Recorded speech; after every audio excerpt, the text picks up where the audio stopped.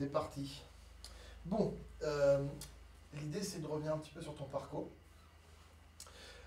Tu as commencé le rugby à l'école. Tu peux m'expliquer un peu plus? À l'école, il y avait une section rugby. On faisait du NSS, mais on n'était pas inscrit au championnat. Mhm. On faisait vraiment que des entraînements. Et voilà, c'était au collège.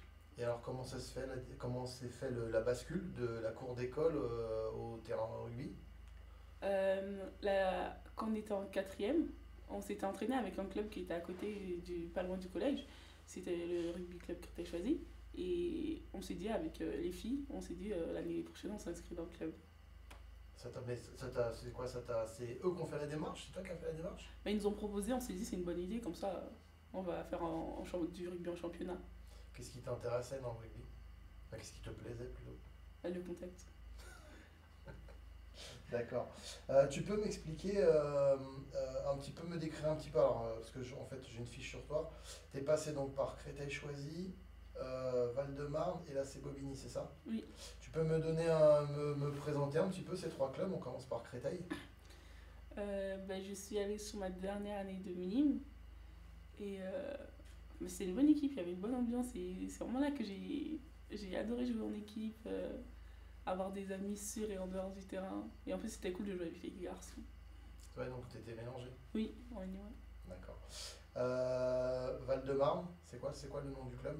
Bah, c'est ça, c'est les 94. D'accord, Parce ok. que du coup, il n'y avait pas assez de filles pour faire par club les cadettes. Du coup, ils ont réuni toutes les cadettes du Val-de-Marne. On a fait un club. On faisait du 7 développement. C'est sur un terrain réduit, du 7 contre 7. Et ça aussi, c'était bien. Si tu dois sélectionner un souvenir ce club-là, c'est quoi? Ben, on n'était pas le meilleur club, on avait notre niveau quoi. Et on avait fait la finale du championnat de la Pôle Espoir et on avait gagné, je me rappelle, on était super contente et tout le monde comprenait pas pourquoi on était super contente parce que c'était la Pôle Espoir. Mais nous on était vraiment super contente, c'était notre premier trophée. Voilà. Et dernier club, à la Bobigny, comment ça se passe le transfert et puis la présentation du club? Pendant mes années de cadette, j'étais au centre de formation de Bretigny. Et ma dernière année de cadette, j'ai fait une double licence avec Marcoussi pour faire un peu de 15 parce que c'est le responsable de Bretigny qui m'avait conseillé de faire un peu de 15 sur ma dernière année.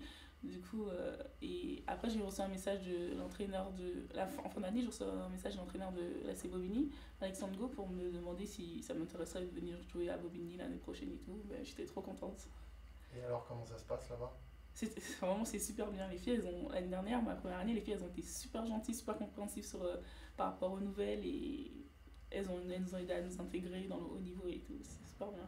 Comment tu vis ton parcours? Parce que parti de la cour d'école et maintenant l'équipe de France en 6 ans, c'est ça, je ne me trompe pas. Ce qui est quand même hyper rapide. Comment tu vis cette ascension?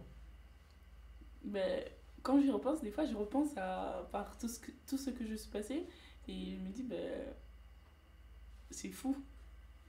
Mais j'imaginais pas, même cette année, passer par l'équipe de France, je me disais, dans 4 5 ans, il faut se préparer.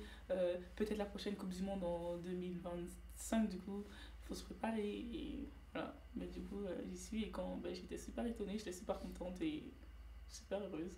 Et quand tu vas rentrer au Pays de Galles, voilà, tu te dis finalement je suis au niveau.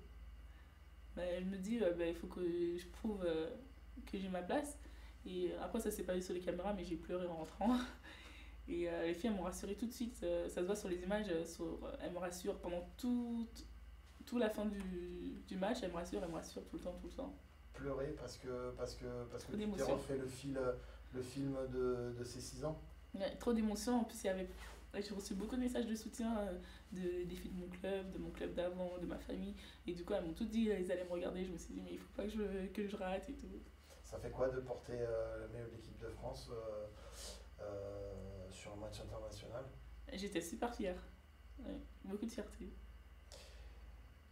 Je veux bien que tu me parles donc du CREF de Bretigny. Tu regardes quel souvenir? C'est là où on apprend tout ce que sont les bases du rugby. Oui. Et ce qui est bien avec par exemple, le centre de formation, c'est vraiment spécifique. Il y avait des jours, on avait par exemple lundi passe, mardi plaquage, mercredi jeu au poste, jeudi jeu au poste. Et c'est vraiment spécifique et ça nous aide vraiment à avancer parce que il y a assez d'entraîneurs et on n'est pas des masses. Du coup, ils sont vraiment focalisés sur nous et c'est super bien fait. D'accord. Tac, tac, tac, tac, tac. T'as des idées, qu'est-ce que tu dirais à une jeune fille qui pratique peut-être le rugby dans une section au collège, comme t'as fait toi? Qu'est-ce que tu lui dirais pour qu'elle vienne et qu'elle reste?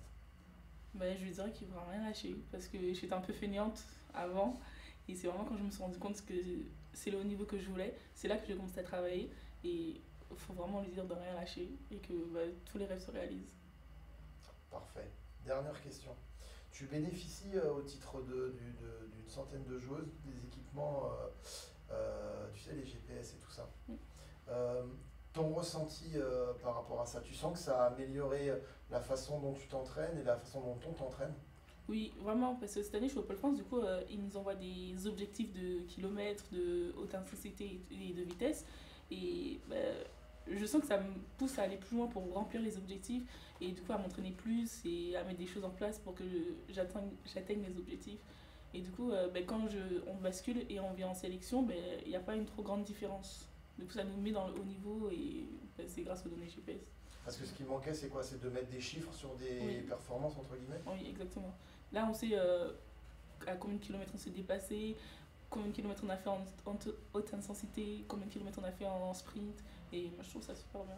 Et alors le principe c'est quoi? C'est que tu le mets aussi bien en club, bon alors en équipe de France c'est géré par l'équipe de France, mais le principe c'est quoi? C'est que tu le mets avec ton club à chaque entraînement? Oui, à chaque entraînement et aussi à chaque entraînement individuel. Si par exemple je décide de moi-même toute seule d'aller faire une séance sur le terrain, là aussi je le mets et je marque ce que j'ai fait. Et du coup ça donne ma charge d'entraînement sur la semaine. Et ça me permet d'adapter par rapport aux semaines. D'accord, mais c'est quoi? C'est ton préparateur physique de club qui adapte ta charge de travail ou c'est toi qui décides en fonction des chiffres d'adapter? C'est le préparateur physique du Pôle France.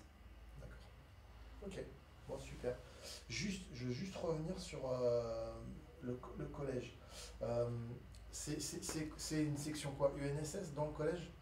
Oui, mais on n'était pas inscrit au championnat. D'accord, On était pas, je crois c'est parce qu'on n'était pas assez, un truc comme ça. d'accord. Mais tu fais quoi dans cette section? Tu joues avec les garçons?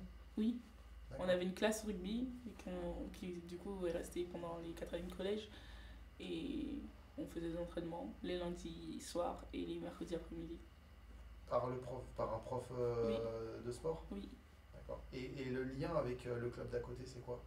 bah, Avec Créteil. bah, c'est un club dans la même ville, je suppose qu'ils se sont dit bah, qu'on va mélanger pour apprendre à ceux qui font juste du rugby à l'école pour qu'ils peuvent faire aussi du rugby en club.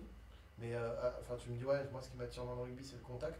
Mais quand tu es à l'UNSS, il n'y a pas de contact. Enfin, comment tu fais la démarche d'aller t'inscrire dans cette classe rugby? Dans la classe rugby Ouais, quand on est en CM2, il y a un petit tournoi de fin d'année. Mais là, c'est tout, c'est du contact. Du coup, après, sur le collège, le collège d'à côté, ils avaient une classe rugby. Je me suis dit, bah, je vais y aller. Mais les entraînements, on faisait du plaqué, on faisait tout. d'accord, ok. Donc Ouais. c'est du rugby entre guillemets, quoi. Entre guillemets, oui, grosse guillemets. D'accord, ok, super. Merci beaucoup.